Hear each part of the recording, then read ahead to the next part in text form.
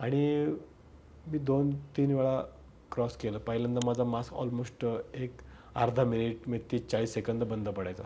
नंतरचं ड्युरेशन वाढत गेलं. असं कमीत कमी 4-5 वेळा झालं सुरुवातीला. तरी पण मी ते रेटलं.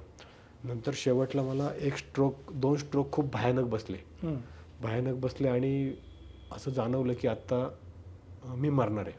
हिलरी स्टेपला पोहोचल्याच्या नंतरनं मला एवढा मोठा भयानक सगळ्यात मोठा स्ट्रोक बसला की जवळपास 3 मिनिटाच्या पुढे माझा ऑक्सिजन मास्कच बंद होता. बापरे. 2.5-3 मिनिटं तो चालूच व्हायना.